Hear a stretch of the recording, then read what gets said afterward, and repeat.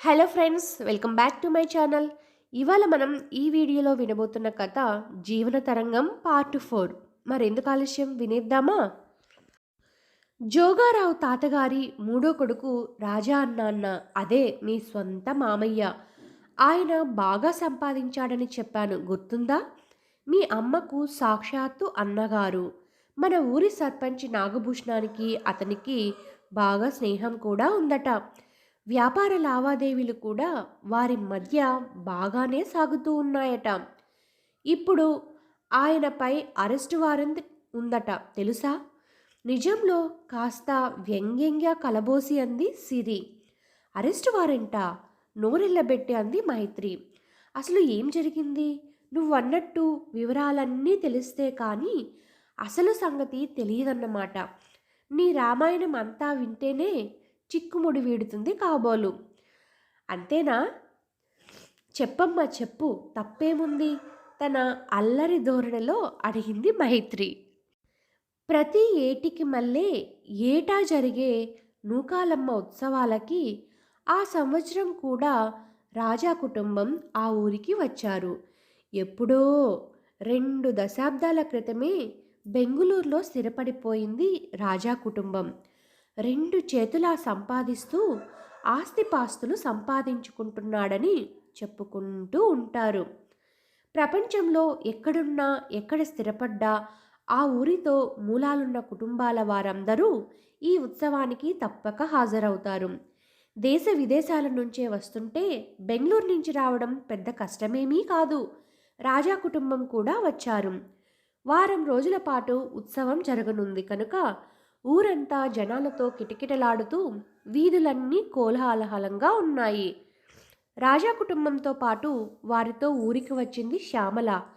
వారి పనులు చూసుకుంటూ వారితోనే అన్ని ఊళ్ళు ప్రయాణం చేస్తూ ఉంటుంది శ్యామల.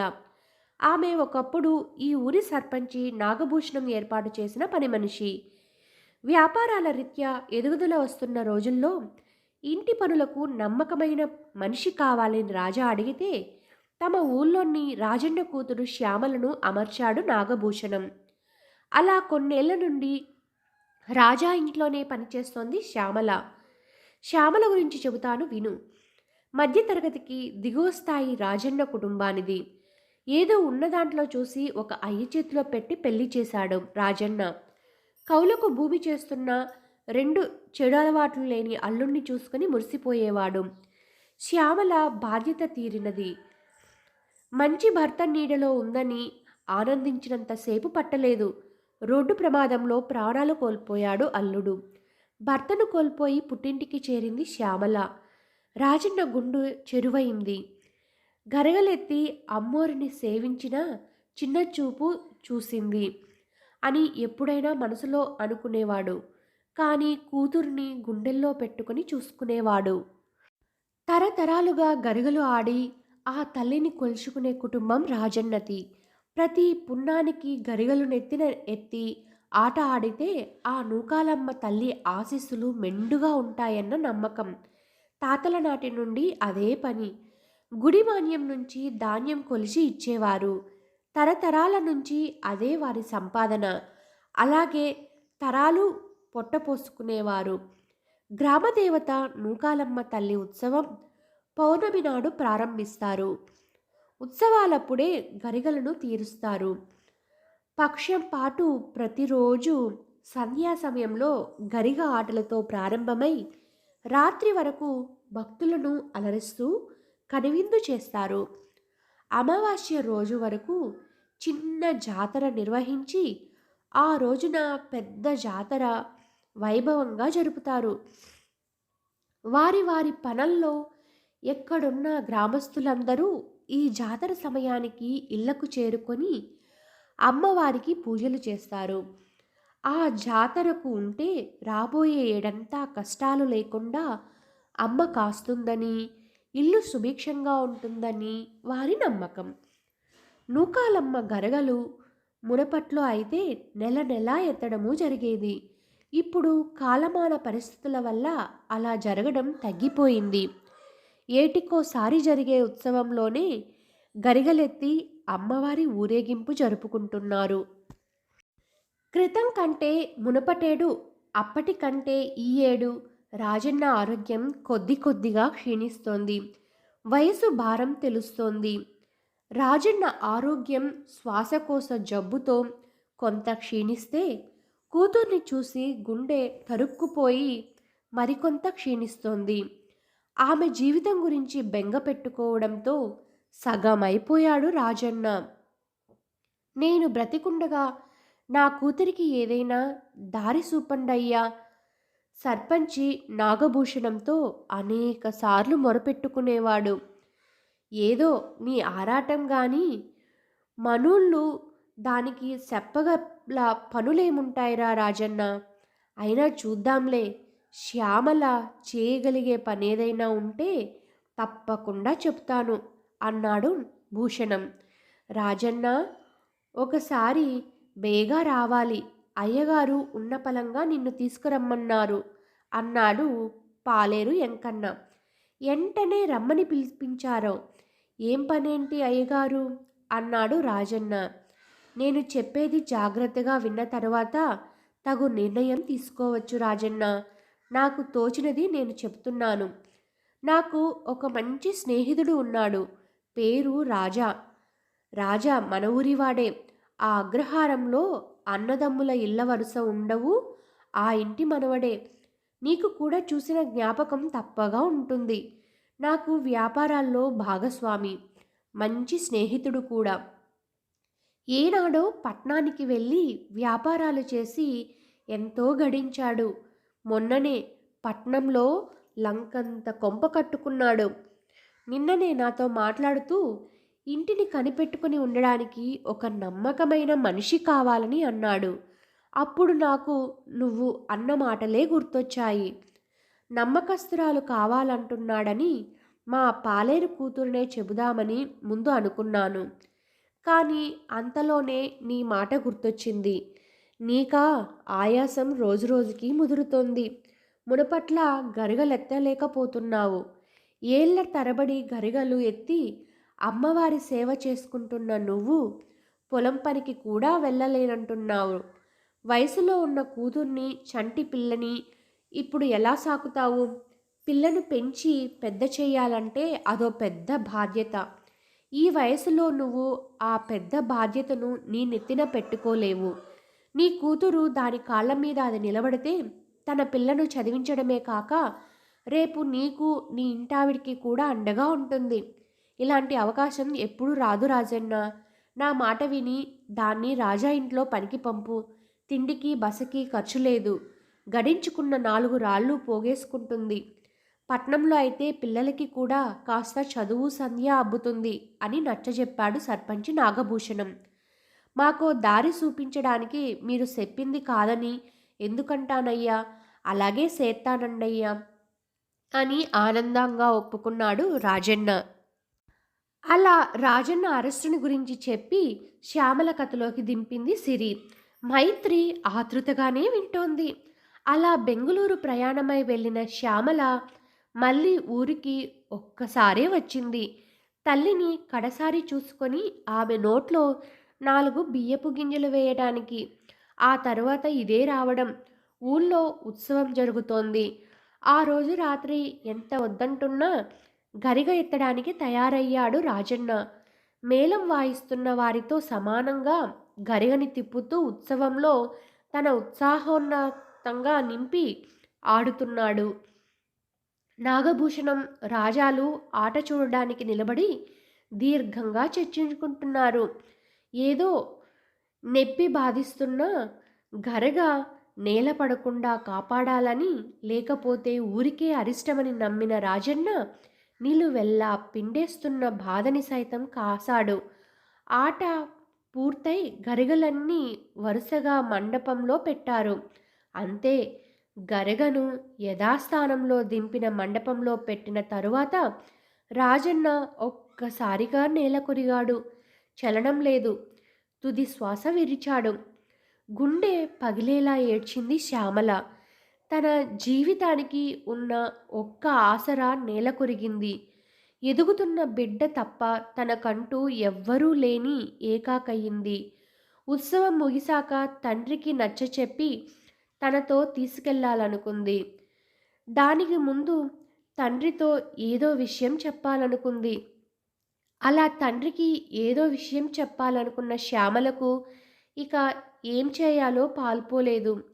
ఎప్పుడూ తనకు దారి చూపే తండ్రి అండ కూడా ఇప్పుడు కరువయింది. అదే ఆ కాషాయ రంగు దుస్తులు, ఆ గుర్తు, ఆ స్కార్ఫ్ అనుకుంటూ ఆ వేషధారణలో ఊరు వరకు వచ్చిన వారిని చూసి భయకంపితురాలైంది. ఆమెని చూస్తూ ఆమెపై నిఘా వేసిన వారిని చూస్తే భయమేసింది. బెంగుళూరు వరకే పరిమితమైన ఆ ముఠ ఈ ఊళ్ళోకి కూడా వచ్చారు. వాళ్ళను ఇక్కడ కూడా చూసేసరికి ఏదో ఆపద పొంచి ఉందని తెలుసుకోలేనంత అవివేకి కాదు శ్యామల. ప్రాణాలకు అపాయముందని అనుకుంది. తను పుట్టి పెరిగిన ఊరితో అనుబంధము ఇప్పుడు తెగిపోయింది. బెంగుళూరులో పనిచేస్తున్న ఇంట్లోనే తనకు అపాయకరమైన పరిస్థితి వచ్చింది. ఇక అక్కడికి వెళ్ళడం అసాధ్యం. కూతురిని గొప్పగా చదివించి మంచి ఉద్యోగంలో చూడాలనుకొని ఆశపడింది. ఇప్పుడు దానికి దారేది? వినూత్నమైన పేరు పెట్టాలంటూ పుట్టగానే షర్మిల అని పేరు పెట్టాడు భర్త. నా బిడ్డను గొప్పగా చదివిస్తాను అని ఆశపడ్డాను. ప్రమాదంలో అల్పాయుషుడుగానే కన్నుమూశాడు. భర్త కోరిక తీర్చాలని అనుకుని కష్టపడుతున్నా ఇప్పుడు ఇలాంటి చిక్కుల్లో పడ్డానని బాధపడింది శ్యామల.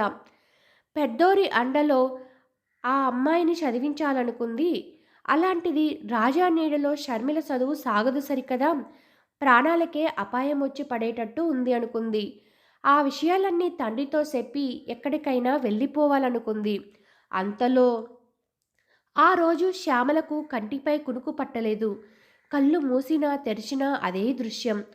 బెంగుళూరు రాజాబాబు గారి ఇంటి పనికని వెళ్ళిన శ్యామల పనులు ఇంటి వరకే పరిమితం అవ్వలేదు.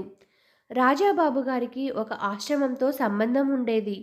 అప్పుడప్పుడు ఆశ్రమంలో ప్రత్యేక కార్యక్రమాలు జరుగుతున్నప్పుడు వారితో పాటు సహాయం కోసం తనను తీసుకెళ్లేవారు రాజాబాబు దంపతులు. అమ్మగారి వెనకాలే ఉంటూ పనులు అందిపుచ్చుకొని చేస్తూ ఉండేది శ్యామల. అలా ఆశ్రమంలో ఉన్న రోజుల్లో మరిచిపోలేని రోజు కళ్ళల్లో మెదిలింది. సరిగ్గా అలాంటి గగుర్బాటు వచ్చే సంఘటన ఒకసారి షర్మిలకు కూడా ఎదురైంది. సర్పసేవ శిబిరం సమయంలో షర్మిలకు జరిగిన జుగుప్స లాంటిదే శ్యామల అనుభూతిని కూడా. చిన్నపిల్ల కావడంతో షర్మిల నోరు నొక్కి అప్పుడు మాట్లాడనివ్వలేదు శ్యామల. ఆ తరువాత ఎన్నడూ రాజా ఇంటికి కానీ ఆశ్రమానికి కానీ షర్మిల రాకుండా జాగ్రత్తపడిందే కానీ ఆమె భీతిని తొలగించడానికి మరే రకమైన చర్య తీసుకోలేకపోయింది. ఎలాంటి ముందు జాగ్రత్త పని చేయలేకపోయింది. హాస్టల్ ఫాదర్ గారి నీడనున్న షర్మిల కూడా ఆ షాక్ నుంచి మెల్లిమెల్లిగానే కోలుకోసాగింది. కానీ తను చూసింది అంతకు మించినదే, భయానకరమైనది. ఆ సంఘటనే శ్యామల కళ్ళల్లో మెదిలింది. ప్రతి శుక్రవారం ఆశ్రమంలో జనాల రద్దీ ఉంటుంది. అంచేత శ్యామలను అక్కడికి పనులు చూసుకోవడానికి తీసుకెళ్లేవారు రాజా కుటుంబం. శుక్రవారాలు పాదపూజలకు అనుమతి ఉంటుంది. నమోదు చేసుకున్న వారందరినీ వరుసలో టోకన్ల ప్రకారం పంపడం జరుగుతుంది. పక్కనే ఉన్న గదిలో రాజా స్వామీజీ అకౌంట్స్ చూసే మహర్షి ఘర్షణ పడడం చూసింది శ్యామల. ఇక్కడ జరుగుతున్న అక్రమాలను నేను బయటపెట్టి తీరతాను. ఎందరో అమాయకులను అనేక ఇబ్బందులకు గురిచేసి మీరు దోచుకుంటున్నది వెలుగులోకి తెస్తాను, ఆక్రోశంగా అరిచాడు మహర్షి. ఇక్కడ కేవలం ధనదోపిడీ, లైంగిక వేధింపులే కాదు, అంతకంటే హానికరమైన మూఢనమ్మకాలను నూరిపోస్తూ సాధారణ జనాలను పెడత్రోవ పట్టిస్తున్నారు. ప్రమాదకరమైన కార్యక్రమాలతో మనుషుల ప్రాణాలతోనే చెలగాటాలాడుతున్నారు. పురోగతి వైపుగా పయనిస్తున్న మన సమాజాన్ని దశాబ్దాల వెనక్కి తీసుకెళ్లడమే మీ ఉద్దేశం. అప్పుడు మీ ఆగడాలకు హద్దు అదుపు ఉండదనే మీ పథకం. ఈ నా తిరుగుబాటుకి ప్రాణాలకే ముప్పని నాకు బాగా తెలుసు. ఆ తరువాత సాక్ష్యాలను కూడా తారుమారు చేసే సామర్థ్యము మీకుందని నాకు తెలుసు. ధన, అంగబలమున్న అనేక శక్తులతో కూడిన రాజకీయ వ్యక్తి మీ వెనుక అంతర్గతంగా దాగి ఉన్నాడన్న సంగతి అందరికీ విదితమే అయినా ఎక్కడో నా వంటి వాడే అన్యాయాన్ని చూస్తూ ఊరుకోకుండా ఎదిరిస్తాడు. దీని పర్యవసానం ఏదైనా సరే దానికి నేను సిద్ధమే. పూనకం వచ్చిన వాడిలా నిలువెల్లా ఊగిపోతూ అన్నాడు మహర్షి. బలవంతంగా అతడి నోరు నొక్కే ప్రయత్నం చేశాడు రాజా. పెనుగులాటలో పక్కనే ఉన్న సోఫాపై పడి కిందకు దొర్లిన మహర్షి ముఖాన్ని సోఫా కుషన్తో గట్టిగా అదిమి పట్టుకున్నాడు. ఒక మోచేత్తో అదిమి పట్టి మరో చేత్తో నోటిని గట్టిగా నొక్కి పెట్టాడు. కాసేపటికి రాజా బలంగా ఊపిరి పీల్చుకున్నాడు. మహర్షిలో ఎటువంటి చలనమూ లేదు. గది బయట నుండి చూస్తూ నిశ్చేష్టురాలై నిలబడిపోయింది శ్యామల. ఆ రోజు తరువాత భయంగానే ఉంటోంది శ్యామలకి. ఎవ్వరితోనూ మాట్లాడవద్దని హెచ్చరించాడు రాజా. అక్కడితో ఊరుకుంటుందని నమ్మాడు. అయితే తండ్రి సమానులైన ఫాదరుతో తన మనసులోని బాధను, భయాన్ని పంచుకుంది శ్యామల. ప్రభువు వారిని శిక్షిస్తాడులేమ్మా, మనం ప్రార్థన మాత్రమే చేయగలం. రాజన్నను మరిపించే మాటలు చెప్పడంతో అప్పటి నుంచి మనసు తేలికపడింది. కానీ ఇంకా అక్కడ ఉండడం ప్రమాదకరం. ఇంటి పనంటూ వచ్చిన మొదటి కొన్ని సంవత్సరాలు బాగానే గడిచాయి. వ్యాపార భాగస్వామ్యం అంటూ భావమరిది ఫణిభూషణ్తో చేతులు కలిపి ఆశ్రమ విషయాల్లో లోతుగా దిగిన దగ్గర నుంచి ఆ ఇంటి పరిస్థితులు పూర్తిగా మారిపోయాయి. 1-2 సార్లైతే విషం కక్కే ఫణి దుష్ప్రవర్తన గుండి తప్పించుకోవడమే కష్టమైంది శ్యామలకి. ఆగు శ్యామల, మమ్మల్ని తప్పించుకొని ఎక్కడికి పోలేవు. మా రహస్యం తెలిసిన నిన్ను మేము ఊరికే వదలము. మమ్మల్ని కాదని ఎక్కడికెళ్ళినా నిన్ను బ్రతకనిస్తామని అనుకుంటున్నావా? తనుముకుంటూ వస్తున్న వారికి చిక్కకుండా మరింత వేగంగా పరుగు తీస్తోంది. బెంగుళూరు హాస్టల్లో ఉండి చదువుకుంటున్న షర్మిలను ఊళ్ళో ఒంటరిగా ఉన్న నాన్నను తీసుకొని ఎక్కడికైనా దూరంగా వెళ్ళిపోవాలనుకుంది. షర్మిల 3 ఏళ్ల క్రితమే భయంతో ఏనాడో చెప్పిన మాటే అంది.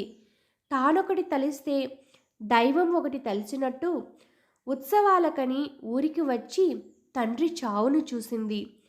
దిక్కుతోచని పరిస్థితుల్లో ఇలా తననే తరుముకొస్తున్న మృత్యువు, భయపడుతున్న తనని గమనించి బెదిరించటంతో ఏం చేయాలో పాల్పోక పారిపోవాలనుకుని చిక్కుల్లో పడింది శ్యామల. ఇక తనకి అడుగు ముందుకు పడట్లేదు. పర్వతాన్ని మోస్తున్నంత భారంగా ఉంది తన శరీరం. కళ్ళు బైర్లు కమ్ముతున్నాయి. ఇంకా ప్రాణాలను కాపాడుకోవడం కష్టమని అర్థమైపోయింది. షర్మిల అంటూ నేలకి ఒరిగింది. యూనిఫామ్లో ఉన్నవారు మరుక్షణం అక్కడికి చేరారు. కసాయిగా ఆమె గొంతు నులిమారు. కాళ్ళు గిలిగిలా కొట్టుకోవడానికి దాదాపు 4 నిమిషాలు కూడా పట్టలేదు. బ్రతుకు పోరాటంలో ఓడిపోయింది Shyamala. Thanks for watching friends. Please subscribe my channel. అలాగే ఈ వీడియోని లైక్ చేయండి, సపోర్ట్ చేయండి. Thank you once again.